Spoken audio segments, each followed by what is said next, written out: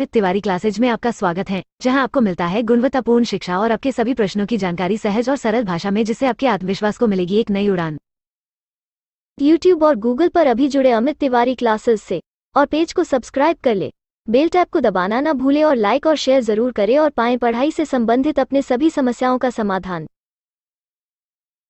Hello guys, Amit Tiwari classes में आप लोग का स्वागत है। अभी आप लोग मेरे चैनल से नहीं जुड़े हैं तो जुड़ जाइए और अपने परिचितों को ज़रूर इस चैनल को सब्सक्राइब करवा दीजिए, क्योंकि मैं यहाँ पर आपके लिए हर कॉन्सेप्ट को क्लियर करने के लिए अच्छे अच्छे वीडियोज़ लाता हूँ और लाता रहूँगा। और मैं एक बात और बताना चाहूँगा कि 3 से 4 दिनों के अंदर ही मैं क्लास 10th का जो बिहार बोर्ड है इस देन CBSE का मैं पेपर सॉल्व करके यहाँ पर अपलोड करूँगा। हर एक क्वेश्चन का आप लोग को सॉल्यूशन मिलेगा। अगर आप लोग नहीं जुड़े हैं तो जुड़ जाइए, ठीक है। और सभी सब्जेक्ट का मिलेगा, कोई ऐसा नहीं है कि मैथ ही साइंस का मिलेगा, ठीक है। और मैं एक बात और बताना चाहूँगा कि अभी जो मैं बेसिक मैथ्स पढ़ा रहा हूँ इस पर मैंने गणना से चालू किया है। अगर आप लोग मेरा वीडियो नहीं देखे हैं तो उस वीडियो को देख लीजिए, तभी ये कॉन्सेप्ट समझ आएगा। क्योंकि जो पिछला क्लास था मेरा कल, उसमें मैंने बोर्ड मास का रूल बताया था, वो बहुत इंपॉर्टेंट है, क्योंकि बिना बोर्ड मास नियम के फिर आप मैथ सही नहीं कर सकते हैं। जैसे कि मैं अब क्वेश्चन पे आता हूँ। देखिए, ये जो है मेरा पहला क्वेश्चन है 10 माइनस 10 इंटू 10 प्लस 10, यानी कि 10 माइनस 10 गुणे 10 प्लस 10। अब आम लोग जब इसे करेगा ना सर, जो बोर्ड मास को नहीं जानता है वो क्या करेगा, सबसे पहले 10 में से 10 को घटा देगा और कहेगा 0 हुआ, 0 से 10 को गुणा कर दिया तो ये भी 0 हो गया, फिर प्लस 10 कर देगा और कहेगा कि इसका आंसर हो गया 10। तो ये तो गलत है, 10 इसका आंसर नहीं होगा। इसके लिए आप लोग को डाउट क्लियर करना है, कॉन्सेप्ट क्लियर करना है, तो मेरा इससे जो पहला वीडियो है, यानी कि कल के डेट में परसों की डेट में मैंने अपलोड किया था, उस वीडियो को आप देख लीजिए अच्छा से। और बताना चाहूँगा आज मैं क्या क्या बताने वाला हूँ। तो आज तो मैं ये श्योर है कि इतना चीज़ें बताऊँगा, दशमलव वाले जोड़ घटाओ गुणा भागा भाग, ये सब मैं सब बताऊंगा। और जैसा अवेलेबिलिटी होता है स्पेस रहा मोबाइल में तो उसके मुताबिक मैं और भी आगे पढ़ाने की कोशिश करूंगा। अगर इससे आगे हुआ तो मैं बताऊंगा कब किस केस में, जैसे में 2√2 है प्लस 6√2 हैं, ये जुड़ेंगे तो क्या होंगे, तो ये हो जाएंगे 8√2 होंगे। क्यों होंगे, कैसे होंगे, जैसे 2√2 हैं प्लस 3√3 हैं, ये संख्याएं आपस में नहीं जुड़ सकती हैं। क्यों नहीं जुड़ सकती हैं, ऐसा सब कॉन्सेप्ट मैं आपको बहुत जल्द बताने वाला हूं। तो आप मेरे चैनल से जुड़ जाइए। अभी फिलहाल मैं परसों मैंने बोर्ड मास रूल बताया था, उसी पर आधारित ये क्वेश्चन दिया है। अगर आप लोग करना चाहें कर सकते हैं, वीडियो को रोक के आप लोग ट्राई कीजिए, तब तक मैं बताता हूँ। आम लोग क्या गलती करेंगे, 10 में से 10 घटा देंगे, इसे 0 कर देंगे और 0 से 10 से गुणा करेंगे तो कहेंगे कि ये 0 हो गया और देन 10 उसमें जोड़ देंगे तब कहेंगे कि 10 आंसर हो गया। नहीं, ये नहीं हो सकता। देखिए, हमने उस दिन बताया था बोर्ड मास का रूल। बोर्ड मास कहते हैं कि सबसे पहले ब्रैकेट तोड़ो, ब्रैकेट के बाद का वर्ड है या घात है उसको तोड़िए, देन आपको भाग करना होगा, फिर गुणा करना होगा, तब एडिशन यानी जोड़ करना होगा, देन सब्सट्रैक्शन यानी घटाव करना होगा। तो यहाँ देखिए, यहाँ चिन्ह कौन कौन सी, यहाँ कोई लेटर नहीं है, इसका मतलब यहाँ पर प्लस छिपा हुआ है। तो यहाँ चिन्ह है प्लस, माइनस, गुणे और प्लस। तो जब भी हम लोग प्रीफरेंस देंगे बोर्ड मास के रूल के मुताबिक देंगे, तो यहाँ पर सबसे पहले हम लोग गुणा करेंगे इन लोगों में। तो गुणा करेंगे 10 गुणे 10 कितना हो जाएगा 10, इसको 10 के ज्यों का त्यों उतार दिए हम, माइनस 10 दहा 100 प्लस 10। अब कुछ लोग यहाँ जोड़ने घटाने में गलती कर सकते हैं, ठीक है। तो देखिए, यहाँ कुछ नहीं है, इसका मतलब प्लस चिन्ह छुपा हुआ है। तो उस दिन मैंने एक कॉन्सेप्ट बताया था कि सबसे पहले आप प्लस वालों को जोड़ लो। प्लस वालों को हमेशा समझो कि जो प्लस वाला संख्या है वो मेरे पॉकेट में है, वो मेरे क्या है, पॉकेट वाले रुपए हैं, कि ये मेरे पॉकेट में इतना रुपए है। और माइनस वाले को हमें समझना है कि ये हम किसी से कर्ज लिए हैं और कर्ज जो लिए हैं उसे हमें उतारना होगा हर केस में, तभी हमारा आंसर बनेगा। तो यहाँ देखिए, 10 रुपये मेरे पॉकेट में है, 100 रुपये मैंने कर्ज लिया है और 10 रुपये फिर पॉकेट में आए हैं। तो सबसे पहले मैं हिसाब करता हूँ मेरे पॉकेट में कुल कितने रुपए हैं। तो 10 यहाँ है और 10 यहाँ है, कुल मेरे पॉकेट में कितने रुपए हो गए, 20 रुपये मेरे कुल पॉकेट में हो गए, इसलिए मैंने प्लस चिन्ह लिख दिया।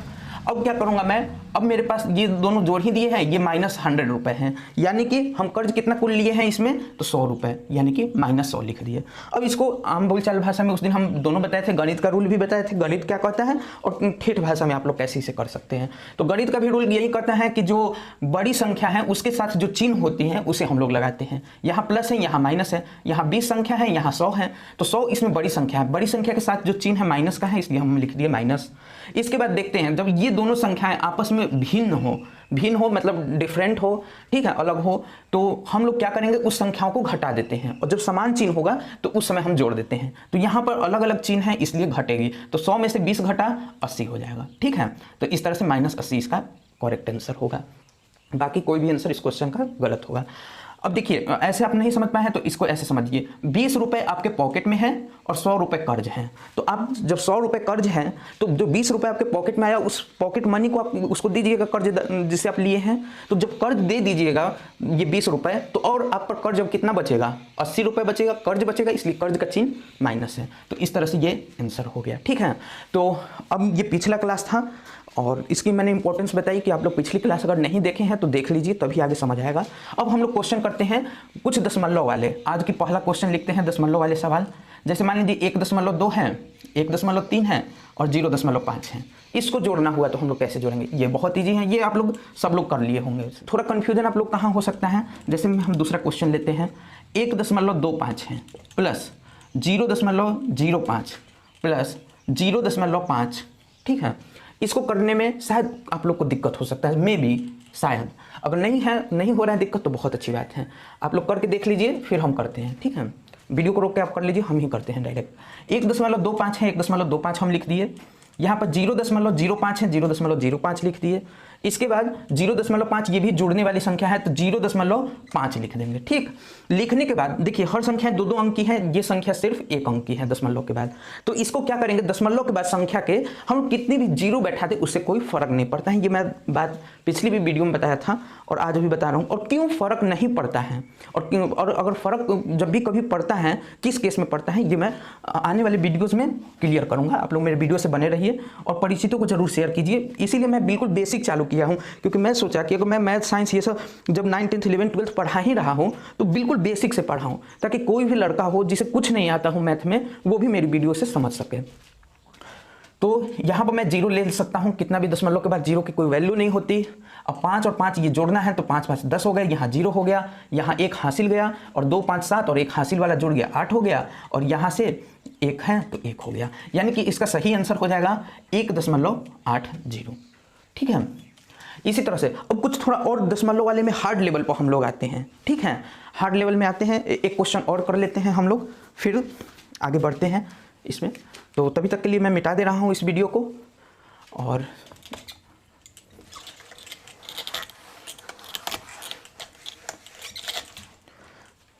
चलिए क्वेश्चन नंबर 3 हम ले लेते हैं।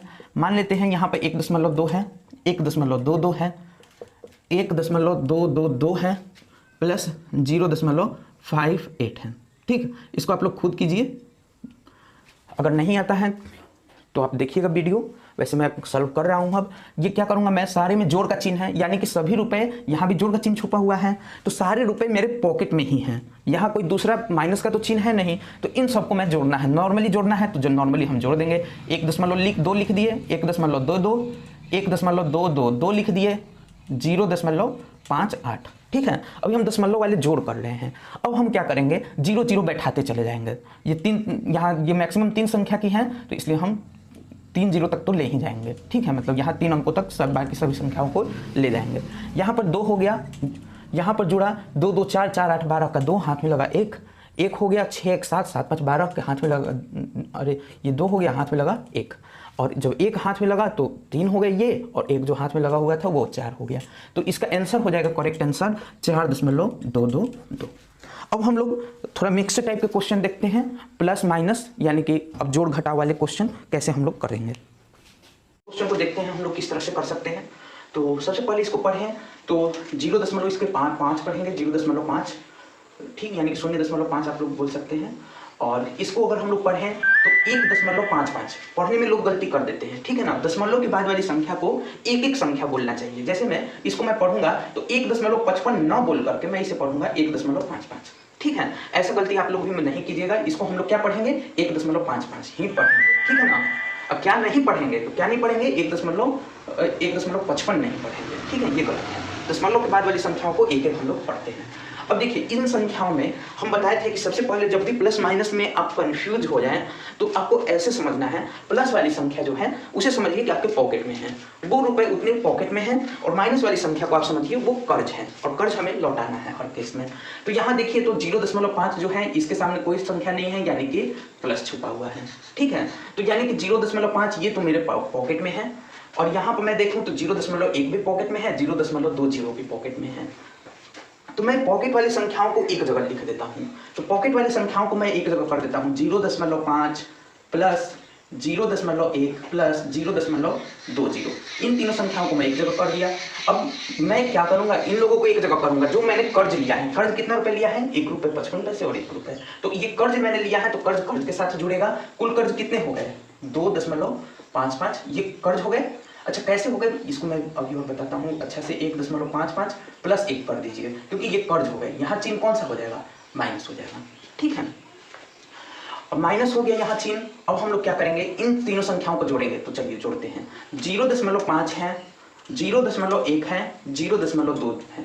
इन तीनों संख्याओं को जोड़ेंगे तो हमें क्या मिलेगा। तो देखिए 2 जीरो है, तो आप चाहें तो जीरो बैठा भी सकते हैं और नहीं भी बैठा सकते हैं, इस जीरो को खत्म भी कर सकते हैं। ये आप पर डिपेंड करता है। चलिए आप जीरो ले लिए हैं तो हम भी ले ही लेते हैं, कोई उससे फर्क नहीं पड़ता है। यहाँ 0 हो गया, 5 1 6 6 2 कितना हो गया, 8 हो गया। और इसको जोड़ेंगे तो ये 0 हो गया। यानी कि कुल जो पैसे हो गए ये तो कितना हो गए हमारे 0.80 इतना हो गए। ये रुपए पैसे जो भी आप समझना है समझते रहिए, ठीक है। अब जो ये है इसको हम लोग देखेंगे कर्ज वाले कितने हैं, तो 1.55 और इसमें कितना हमको जोड़ना है, 1 जोड़ना है। अब देखिए यहाँ लोग जोड़ने में क्या गलती करते हैं, बहुत लोग ना 1.55 और 1 यहाँ लिख देंगे, ये गलत है। नहीं, देखिए ये क्यों गलत है, क्योंकि ये एक पूरा संख्या है। अगर 1 के बाद हम कितने भी जीरो लगाएं वो 1 ही रहेगा, क्योंकि हम बता रहे हैं जीरो के बाद कभी कितने भी जीरो हम लोग लगाएं उससे कोई परिवर्तन नहीं होता है। तो सेम यहाँ पर होगा 1.55 है, इसमें अगर 1.00 हम लिखते कोई फर्क पड़ने वाला है, कोई फर्क नहीं पड़ेगा। अब हम जोड़ते हैं इनको, जोड़ेंगे तो यहाँ से हो जाएगा 5 और ये हो गया 5 और ये हो गया 2, यानी कि 2.55। तो यहाँ पर मैंने माइनस का चिन्ह है माइनस, और इनको जोड़ने को हमें मिला 2.55 मैं कर दिया। अब कर देने के बाद हम क्या करेंगे यहाँ पर, तो देखिए पहले देखेंगे दोनों में बड़ा कौन है। तो दोनों में जो बड़ा होता है उसका चिन्ह लगता है, यहाँ कुछ नहीं है, इसका मतलब प्लस चिन्ह है। तो दोनों में बड़ा कौन सी है, ये वाली संख्या बड़ी है, बड़ी, क्योंकि आप केवल बस इतना देखिए, चिन्ह के साथ मत देखिए। 2.55 बड़ी है या 0.8, तो 2.55 बड़ी है, तो 2.5 के साथ माइनस का चिन्ह है, हम लगा दिए माइनस का चिन्ह। अब आता है जब समान चिन्ह नहीं होते हैं, यानी कि जब अलग अलग चिन्ह होते हैं, यहाँ प्लस है यहाँ माइनस है, तो संख्याएं आपस में घटती हैं। तो 2.55 में से ये 0.80 घटना है, तो घटना है, हम घटा देते हैं। 5 में से 0 गया, ये तो 5 ही बचा। यहाँ से 1 हासिल लिया, 15 हो गया, 15 से 8 गया, ये 7 हो गया। यहाँ 1 हासिल दिया था इसलिए ये 1 हो गया, 1.75 यानी कि 1.75। इसका आंसर क्या हो जाएगा, -1.75, ये हो जाएगा करेक्ट आंसर, ठीक है। ऐसे ही कुछ क्वेश्चन और हम लोग करते हैं यहाँ पर। तो फिलहाल आप लोग को लिखना है, उतारना है, उतार लीजिए। और अब मैं दूसरे क्वेश्चन की ओर बढ़ता हूँ, एक और एग्जाम्पल लेता हूँ मैं। जैसे माइनस है, माइनस हमने ले लिया और माइनस के साथ हमने ले लिया कि 0.505 है, -5 है, -0.5 है, प्लस 5.5 है, प्लस 5 है, ऐसी संख्याएं हैं। अब हम इसमें क्या कॉन्सेप्ट लगाएंगे, ठीक है। तो देखिए एक संख्या और ले लेते हैं, माइनस कोई समथिंग कुछ भी ले लेते हैं, 2 ले लेते हैं, ठीक। तो सबसे पहले हम क्या करेंगे, इसमें प्लस वाले चिन्ह को हम लोग समझेंगे कि मेरे पॉकेट में है। तो प्लस वाली संख्याओं को हम लोग देखते हैं पॉकेट में मेरे कितने हैं। तो 5.5 और 5 इन दोनों को जोड़ना है, तो 5.5 और 5 को आपस में जोड़ दीजिएगा। तो देखिए 5 को जोड़िएगा तो 5 एक पूरी संख्या है, पूरी संख्या है। तो 5 के साथ हम लोग कितने भी दशमलव के बाद 0 लगा सकते हैं, हमारी मर्जी, ठीक है। तो वैसे नहीं, कोई फर्क नहीं पड़ेगा। तो इसे हम लोग 5 कहेंगे, और 5 5 ये कितने हो गए, 10। तो यानी कि ये कुल कितना हो गया हमारे पर्स में, हमारे पर्स में हो गए, इसलिए प्लस चिन्ह 10.5। अब हम देखेंगे कुल हमारे पास कर्ज कितना है। तो यहाँ पर 0.505 है, तो इसको एक तरफ लिख देते हैं, 0.505 ये कर्ज वाला रकम है। फिर हमारा दूसरा रकम क्या है कर्ज वाला, तो 5 है। 5 को सिर्फ देखिए, यहाँ 5 भी एक पूर्णांक है, पूरी संख्या है, इंटीजर है, यानी कि इसके बाद 5 के बाद हम दशमलव लगाने के लिए कितना भी स्वतंत्र है, 3 भी चाहे 3 भी लगा दें, कोई फर्क नहीं पड़ता है, ठीक है। जैसे में अगर 10 है, 10 को हम 10.00 कितने भी लगा दें, दशमलव के बाद कितनी भी हम 0 लगाते हैं उससे कोई फर्क में, मान में फर्क नहीं पड़ता है, ठीक है। तो 5 को हम 5.000 लिख दिए। इसके बाद हम क्या किए कि ये भी संख्या जो है ये भी मेरे पॉकेट से निकला हुआ है, तो इसको भी हम जोड़ देंगे 0.5, और ये संख्या कितनी है, 2 है, यानी कि ये भी कर्ज के रूप में है, ये भी चारों कर्ज के रूप में है। तो इन लोगों को एक जगह हम कर देंगे फिल्टर। तो 2 को 2.00 कितना भी हम लिख सकते हैं। अब देखिए 0.5 के बाद संख्या के बाद हम लोग कितने भी 0 लगा दें कोई फर्क नहीं पड़ता है, ठीक वहीं किए। अब इनको आपस में हम जोड़ दिए, इनको जब जोड़े तो ये हमें मिला 5 0 5 5 10 0 हाथ में लगा 1 5 2 7 1 8, यानी कि हमें मिला 8.005। अच्छा ये 8.005 है क्या? तो ये तो कुल कर्ज है ना, क्योंकि माइनस वाली संख्या को मैंने जोड़ा है तो कुल कर्ज है। कर्ज को हम माइनस में लिखते हैं तो यहाँ हम माइनस चिन्ह लगा देंगे। जब माइनस चिन्ह लगा दिए तो अब क्या होगा, अब देखिए इतना रुपए मेरे पॉकेट में है, इतना रुपए कर्ज है, तो कर्ज में लौटाऊंगा, तो कर्ज लौटाऊंगा तो चलिए लौटाते हैं हम लोग कर्ज को। तो 10.5 है और यहाँ है 8 दशमलव, देखिए दशमलव के नीचे दशमलव लिखिए 005 है। क्या कहते हैं हम लोग, तो देखिए ये प्लस चिन्ह है, ये माइनस चिन्ह। तो रूल हमारा क्या कहता है, रूल यही कहता है कि जो बड़ी संख्या है उसका चिन्ह लगेगा। तो बड़ी संख्या क्या है, 10 और 8 में बड़ी संख्या क्या है, 10 है ऑफकोर्स, और 10 के साथ प्लस चिन्ह है तो प्लस चिन्ह तो आना है। और दूसरा नियम क्या कहता था कि प्लस जो है, जो चिन्ह जो है संख्याओं के साथ अगर असमान हो यानी कि अलग अलग हो तो संख्याएं आपस में घटती हैं। तो इन दोनों का आपस में जुड़ना होगा कि घटना, बिल्कुल घटना होगा। ठीक है, क्यों होगा घटना, क्योंकि ये दोनों की चिन्हें अलग अलग हैं। या खुद समझिए 10.5 रुपए पॉकेट में है आपके पास और ये 8.005 करके इतना रुपए जो है आपने किसी से कर्ज लिया है, तो कर्ज को आप लौटाइएगा तो आपके पर्स में अब तो कम ही रुपए बचेंगे ना, तो इसको घटाने से ही आप निकालेंगे। तो इस तरह से हम निकालेंगे। यहाँ 10 हो गया, 10 में से 5 घटा, यहाँ 5 हो गया, यहाँ बचा 9, यहाँ 9 उतार दिए और यहाँ एक हासिल दिया था, ये हो गया 4। ठीक है, इतना तो हमें हो जाना है। अब जो है यहाँ पर 10 में से 8 घटा, ये कितना हो गया, 2 हो गया।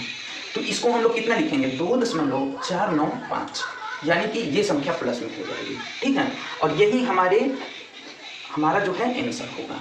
अब हम समझते हैं, आप लोग समझ गए होंगे, अगर नहीं समझे होंगे तो आप कमेंट बॉक्स में कीजिएगा। अब हम गुणा पे आते हैं, गुणा और भाग को कैसे करते हैं। ठीक है, दशमलव वाले, अब हम लोग क्या करते हैं कि गुणा पर आते हैं, दशमलव वाले गुणा। तो सबसे पहले हम लोग इजी वाला गुणा कर लेते हैं। ये सब आप लोग पढ़े होंगे। 5 का गुणा अगर 2 से करना हुआ तो इसका आप लोग इजीली आंसर बता देंगे, 5 दूनी 10 होगा। ठीक है, लेकिन आप लोग जैसे ही दशमलव का गुणा देखते हैं, भाग देखते हैं तो लोग सहूलियत महसूस नहीं करते हैं। लेकिन इस कॉन्सेप्ट के बाद आज के बाद हम लोग करेंगे। कैसे, देखिए गुणा में बस इतना याद रखना है ना आपको कि जो संख्या का गुणा है वो तो होना है, संख्या का गुणा तो होना ही है। अब फर्क बस क्या पड़ेगा कि ये हमें देखना होगा कि कब इसके साथ कहाँ दशमलव लगेगा। तो देखिए पहले 5 है 2 है, तो 5 और 2 का गुणा तो होना है, 5 और 2 का गुणा हुआ 10 हो गया। अब हम लोग देखते हैं यहाँ बिल्कुल राइट साइड, इंग्लिश में बोले तो राइट साइड और हिंदी में बोले तो दाहिना साइड। दाहिना साइड से देखेंगे दोनों संख्या में कितने कितने अंकों बाद दशमलव लगा है। इसमें देखें तो 1 अंक बाद दशमलव लगा है और इसमें भी 1 अंक बाद। तो इन एक अंक बाद जो दशमलव लगा है इसे हम लोग जोड़ देते हैं। 1 अंक बाद दशमलव इसमें भी लगा है, 1 अंक बाद इसमें भी, यानी कि दोनों को जोड़ देंगे तो कितने अंक बाद दशमलव हो गए, 2 अंक बाद। तो 2 अंक बाद ये किधर से हो गए, बाएं तरफ, सॉरी दाएं तरफ से। ठीक है, यानी कि राइट साइड से हो गए, राइट साइड से हो गए। 2 अंकों बाद है दशमलव, तो 2 अंकों बाद हम दशमलव लगा देंगे, यानी कि दशमलव हमारा यहाँ पर हो गया। ठीक है, अब इससे पहले हम 0 भी लिख सकते हैं, कोई फर्क नहीं पड़ेगा। इसका आंसर हो जाएगा 0.10, या इसी को हम क्या बोल सकते हैं, या 0.1 भी इसे हम बोल सकते हैं, कोई फर्क नहीं पड़ता है, क्योंकि अभी हम बताएं दशमलव के बाद वाली संख्या के बाद हम कितनी भी 0 लिखें कोई फर्क नहीं पड़ता है।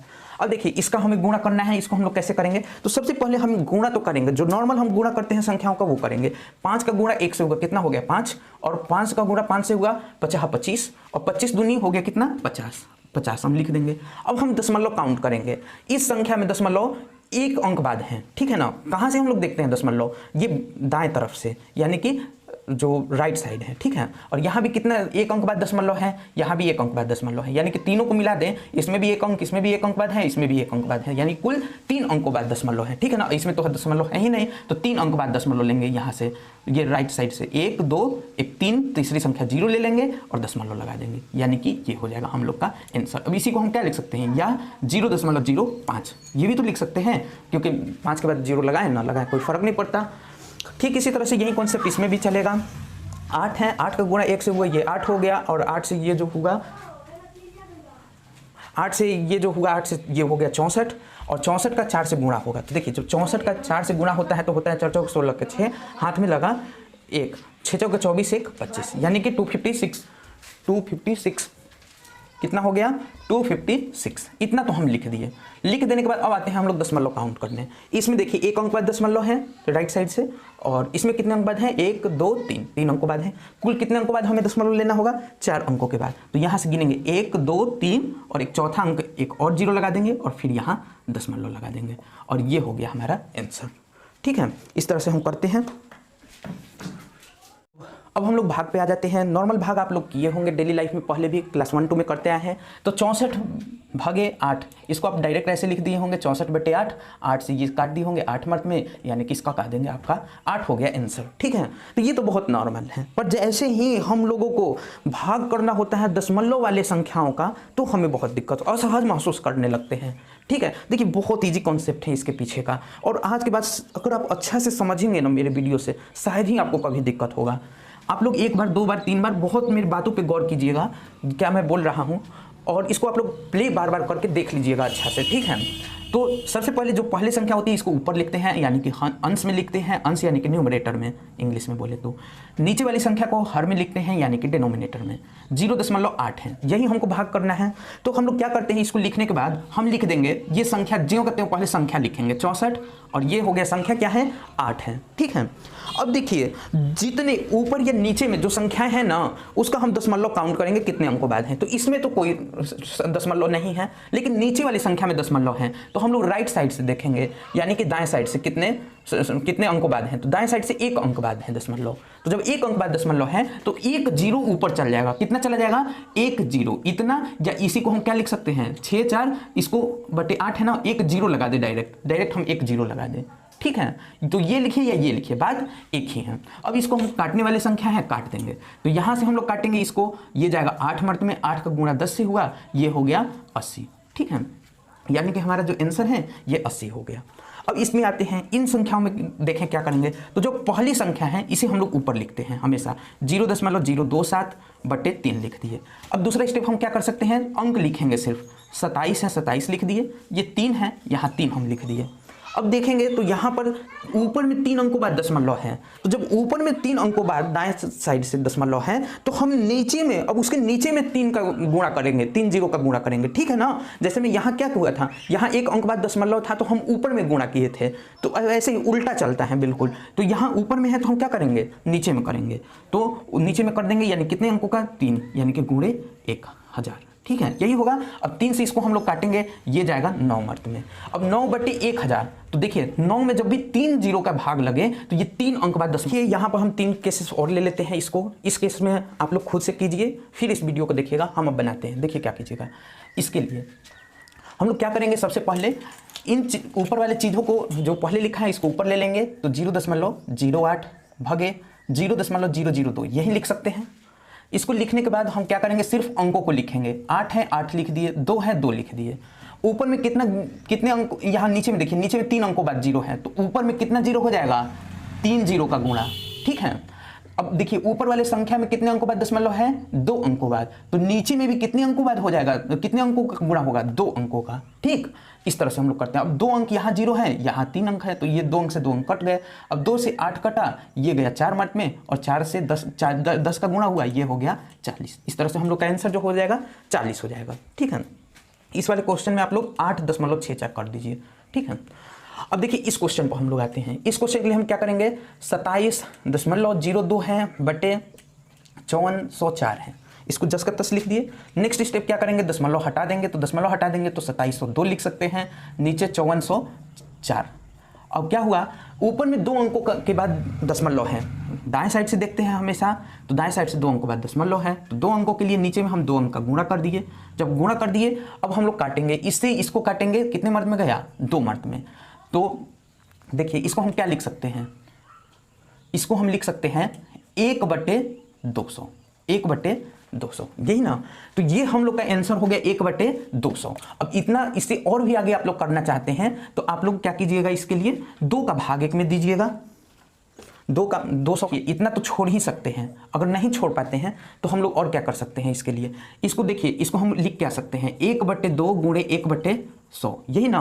तो 1/2 को अगर हम लिखें तो क्या लिखेंगे, 0.5, 0.5 लिख सकते हैं गुणे 1/100। तो 1/100 जब लिखें हम तो इसको हम 0.5/100 यही ना लिखेंगे जी। जब ये लिखेंगे तो जब हम ये लिख सकते हैं,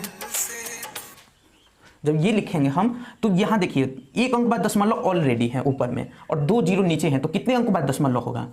3 अंकों के बाद।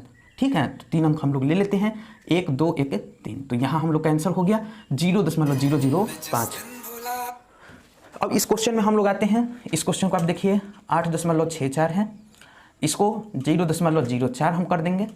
करने के बाद 8.64 है तो 864 लिख दिए और यहाँ 4 लिख दिए संख्याओं को। 2 अंक बाद ऊपर 0 है, 2 अंक बाद यहाँ 0। तो देखिए 2 अंकों बाद दशमलव यहाँ है और 2 अंकों बाद यहाँ भी है, नीचे में भी 2 अंक है तो 2 जीरो ऊपर चला गया, 2 जीरो नीचे हो गया, इससे ये कट गया।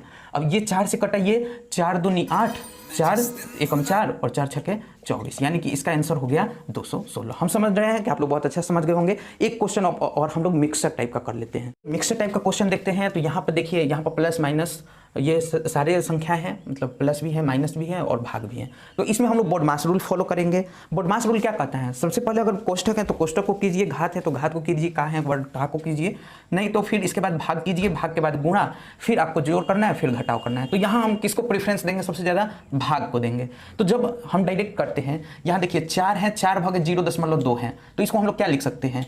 4/2 लिख देंगे, एक अंक बाद 0 है, यहाँ एक 0 लगा देंगे 10। 2 से ये काटे 2 मर्द में 2 दहम 20, ये हम लोग का इसको सॉल्व करने को मिल रहा है 20। तो हम लिख देंगे 27 + 20 + 8 - 4 - 2 + 7। पहले तो हम इतना काम कर लेंगे। अब हम लोग क्या करेंगे कि सब देखेंगे प्लस चिन्ह वाले को हमको क्या मानना है? पॉकेट में। पॉकेट में कितनी है? तो प्लस चिन्ह वाले हैं कौन कौन से? इसके पीछे इसके आगे कुछ नहीं लगा है, इसका मतलब प्लस में है। 27 है, 20 है, इसको जोड़ देंगे, 27 20 हो गया 47, और 47 और 8 जोड़ दिए क्योंकि ये भी प्लस में है, तो ये हो गया 55 रुपये कुल हमारे पॉकेट में है। और 55 रुपये के बाद 7 रुपये यहाँ पॉकेट में है, तो 55 7 ये हमारे हो गए कुल 62 रुपये। 62 रुपये हमारे पॉकेट में हो गए। तो पॉकेट के लिए हम प्लस चिन्ह ले लेंगे।